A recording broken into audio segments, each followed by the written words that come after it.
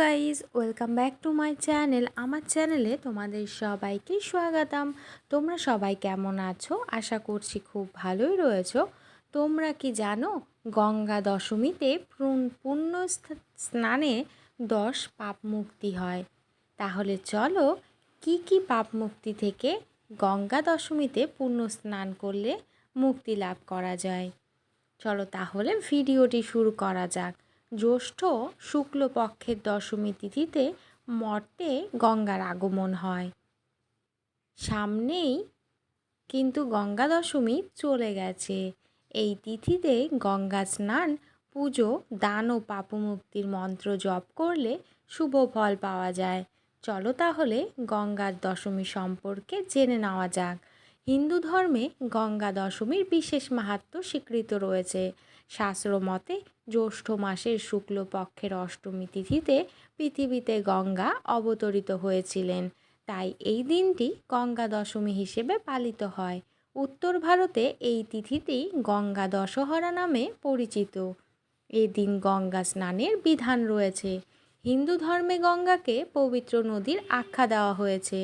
গঙ্গায় স্নান করলে সমস্ত পাপ ধুয়ে যায়। শাস্ত্রমতে গঙ্গা দশমীতে গঙ্গা স্নান করলে নাকি 10টি পাপ থেকে মুক্তি পাওয়া যায়।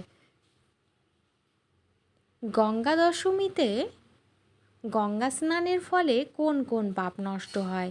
শাস্ত্রমতে গঙ্গা স্নান করলে সুখ সমৃদ্ধির আশীর্বাদ পাওয়া যায়। মনে করা হয় এই তিথিতে গঙ্গা স্নান করলে 10 ধরনের পাপ নষ্ট হয়। এগুলি কিন্তু নিষিদ্ধ।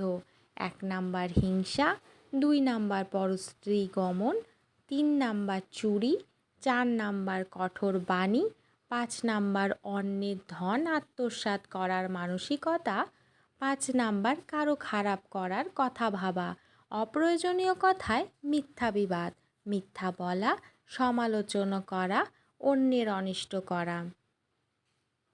এগুলো থেকে গঙ্গা দশমীতে যদি কেউ পুণ্য স্নান করেন তাহলে এগুলো থেকে পাপমুক্তি ঘটে। গঙ্গা দশমী ও প্রচলিত বিশ্বাস রয়েছে গঙ্গা দশমীকে ঘিরে। স্কন্ধ পুরাণ অনুযায়ী গঙ্গা দশমীর দিনে স্নান, দান ও পুজোর বিশেষ মাহাত্ম্য রয়েছে। গ্রীষ্মকালে গঙ্গা দশমী পালিত হওয়ায় এই তিথিতে ভক্তরা জুতো, ছাতা, বস্ত্র দান করেন। গঙ্গা দশমীতে অন্ন দান করা পুণ্য ফলদায়ী। এই তিথিতে আম খাওয়া ও আম দান করার বিশেষ মাহাত্ম্য রয়েছে। গঙ্গা দশহরার কাশীর দশাশ্বমেধ ঘাটে 10 বার স্নান করে শিবলিঙ্গে 10টি গন্ধ, পুষ্প, দীপ, নৈবেদ্য ও ফল দিয়ে পুজো করলে অনন্ত ফল লাভ করা যায়। গঙ্গা দশমীতে গঙ্গা পুজোর বিশেষ মাহাত্ম্য রয়েছে। এদিন নিয়ম করে গঙ্গা পুজো করলে 10 সের তিল, 10 সের জব ও 10 সের গম 10 জন ব্রাহ্মণকে দান করা উচিত। তাহলে গাইস, পরের বছর তোমরা কে কে গঙ্গা দশমীতে পুণ্য স্নান করছো আমাকে কিন্তু কমেন্টের মাধ্যমে জানাতে ভুলো না।